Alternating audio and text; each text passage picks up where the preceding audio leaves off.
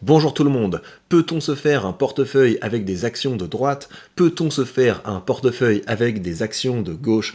On a testé avec Xavier, regardez. On attaque nos portefeuilles. J'espère qu'on n'a pas trop de doublons. On commence par la. Est-ce qu'on commence par la gauche? Comme tu veux, on peut commencer par la gauche, ouais. Alors c'est parti. Tu veux que j'y aille? Ouais, vas-y. Alors moi, en tout premier, j'ai mis Disney. J'espère que tu l'avais pas. Ah, c'est mon premier. C'est mon premier de ma liste, désolé. Comment? Ah bah c'était obligé. Alors je te dis pourquoi j'ai mis Disney. J'ai mis Disney parce que ça contribue à la diffusion d'un imaginaire de gauche par la promotion, je dirais, d'un multiculturalisme heureux, à savoir où enfin voilà, les gens se jugent pas pour leurs différences, ce genre de choses. C'est vraiment tout un tas il y a une promotion de valeurs qui sont positives, qui sont pour l'accueil de l'autre, enfin voilà, pour la lutte contre l'intolérance. Ça c'est vraiment pour le côté idéologique, mais je trouve qu'ils sont allés assez loin quand l'ancien patron qui s'appelait Bob Chapek est allé au clash avec le gouvernement de Californie, avec le gouverneur de Californie, parce qu'il y avait une loi qui était en train d'être passée pour limiter l'éducation sexuelle en primaire. Il y a eu un gros débat autour de ça. Il y avait de plus en plus d'enseignements LGBT dans les classes de primaire. Et donc, la Californie a fait passer une loi contre ça. Et le patron de Disney a critiqué ouvertement la décision de faire passer cette loi. Et du coup, ils ont perdu un statut privilégié qu'avait leur parc en Californie.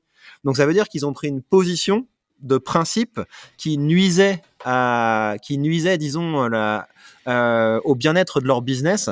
Donc ça, c'est vraiment de gauche, quoi. Faire passer un idéal avant l'efficacité, c'est ouais. Alors après, on peut toujours discuter. Hein, est-ce qu'ils savent que c'est se faire bien voir, donc augmenter leurs ventes parce qu'ils vont avoir la sympathie du public? J'en sais rien.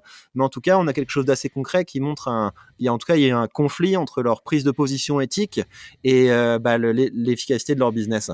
Pourquoi t'avais mis Disney? Oui, pour ce côté wokisme qui allait à son paroxysme au point que Disney a dû virer son patron un peu en urgence en décembre suite à toutes ces histoires. C'est vrai qu'en fait, ils sont... la plupart des grands groupes, et notamment des grands groupes technologiques, sont woke dans le sens inclusif. C'est-à-dire que tu as des vraies campagnes, et moi qui étais chez HSBC par exemple, tu as des vraies campagnes d'inclusion où on t'explique, tu vas avoir une semaine LGBT, etc. Tu vois, tu as tout cet aspect où on veut... voilà, progressiste. Mais Disney est allé au-delà, c'est-à-dire que, et c'est là où au-delà, un point qui pour moi est un peu ridicule, à se dire, on a la petite sirène, on va volontairement mettre une actrice noire pour montrer que... Bon, pour moi, il y a plein d'autres manières de rendre fières les petites filles afro-américaines ou peu importe du monde entier qui sont pas blanches, blondes, aux yeux bleus comme la majorité des princesses Disney. Tu fais ta Vaiana, et tu trouves une princesse africaine, tu trouves plein de gens, enfin peu importe, mais t'es pas obligé de prendre un truc existant et puis ça choque les gens, puis ça fait plein de polémiques. Moi je suis pas fan des polémiques, il y avait plein d'autres moyens de faire, mais eux ils sont allés au clash, ils sont allés au combat. Donc il y a un autre aspect. Forcé. Voilà, ils ont vraiment forcé. Après, il y a l'autre aspect chez Disney qui est quand même le produit que tu fais, ça reste de l'artistique, Disney. Tu vois, ça vient quand même de Walt Disney qui était à faire les premiers dessins animés avec son petit calepin à la mano, etc. Donc, moi, dans mon portefeuille, il y a pas mal ce côté artistique, création de contenu, qui appartient... Enfin, la culture n'est pas de gauche, elle n'est pas de droite, tout comme le patriotisme n'est pas forcément de gauche ou de droite, etc. Mais malgré tout, le côté artistique va quand même plutôt du côté gauche. Donc, c'était un des critères, moi, qui m'a fait mettre Disney en première position, en plus de ce que tu as dit. T'investirais dans Disney ou tu es investi dans Disney? Oui, j'investirais, oui. J'ai été investi, oui. Je ne le suis plus. Pour moi, ce côté, on va dire, woke, c'était un problème en fin d'année. Enfin, ça aurait pu me bloquer parce que c'était allé trop loin. Mais sinon, en soi, je trouve ça, voilà, de promouvoir des valeurs comme quoi tout le monde vit bien ensemble, etc. Enfin, c'est plutôt positif. J'ai aucun problème avec ça. Et puis Disney, la marque est quand même dingue. Ouais. complètement dingue. Les parcs d'attractions, ça marche encore de folie. Et surtout, ils ont une franchise sur des héros qui sont indémodables. Tu peux en douter jusqu'au moment où tu as des enfants. Et puis après, quand tu as des enfants et qui regardent les mêmes choses que toi, enfin, tu vois, ça crée des valeurs communes. En plus, les parents aiment bien montrer à leurs enfants voilà, ce qu'eux-mêmes regardaient quand ils étaient petits, etc. Ça, je pense que ça se voit de plus en plus à notre génération. Ma génération, j'ai pas joué avec des héros de mes parents, par exemple, mais maintenant, ils ont bien compris comment ça marchait, toutes ces boîtes-là. Donc, ils arrivent à faire jouer les enfants avec les mêmes héros que leurs parents. Donc, je pense que la marque est vraiment incroyable. Donc, oui, moi qui aime bien investir dans des marques qui sont très puissantes, oui, clairement, je pourrais investir dans Disney. Mhm. Ouais, moi en fait j'ai investi dans Disney, je l'ai enlevé quand ils ont coupé leurs dividendes parce que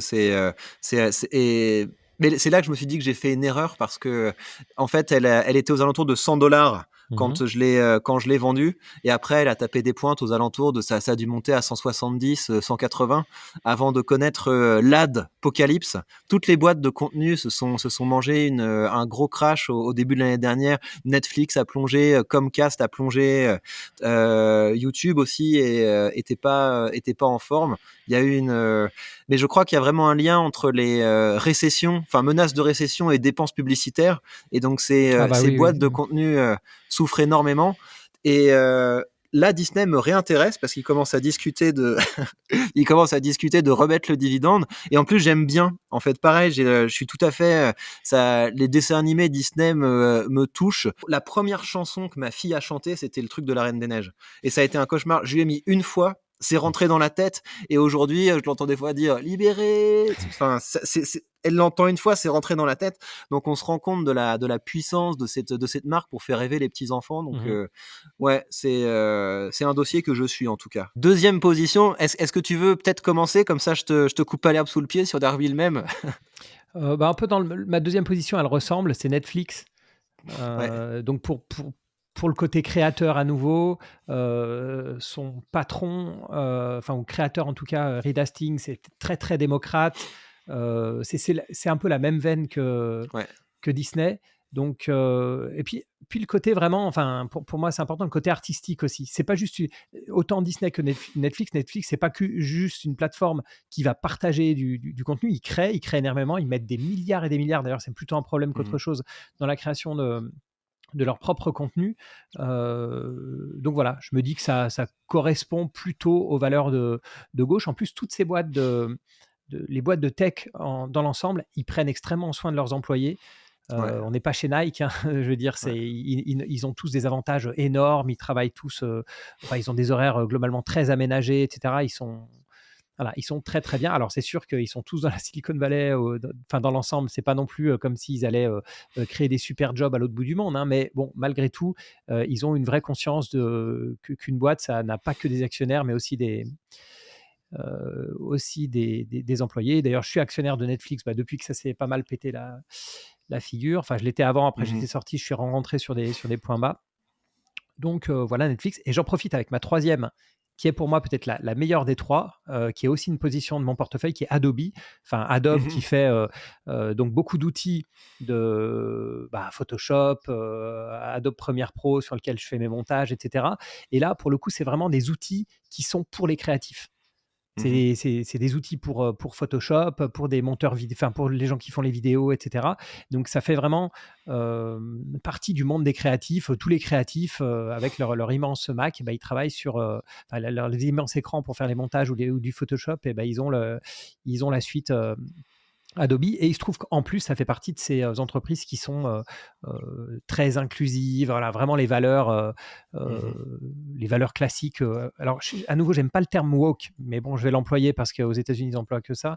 Donc voilà, j'avais mis Disney, Netflix et puis Adobe, sachant qu'en termes de type d'entreprise, Adobe, même si elle se paye toujours cher, ça reste une magnifique entreprise de croissance, et qui, elle, ne dépend pas de la pub, comparé à Netflix, c'est des abonnements, mais qui est en tout cas beaucoup plus stable, parce que si tu as un problème financier, tu vas lâcher facilement ton abonnement Netflix, même s'il n'est pas très cher. Mais si tu bosses dans la vidéo, tu vas pas lâcher ton abonnement tu vas à Photoshop ou à Adobe Premiere. Donc c'est quand même en termes de chiffre d'affaires un peu plus recession proof, je dirais. Mhm. Et toi alors, tes positions suivantes? Moi, la deuxième position que j'avais dans le portefeuille, évidemment, hein, j'aurais pu mettre Netflix parce que c'était, mais je me suis dit, je vais un petit peu équilibrer le portefeuille. Donc, j'ai mis NextEra Energy. Et NextEra Energy, ça c'est un petit peu un problème quand on est de gauche parce que on sait que l'énergie souvent ça pollue, mais d'un autre côté il faut quand même se déplacer et tout ça. Donc comment on fait?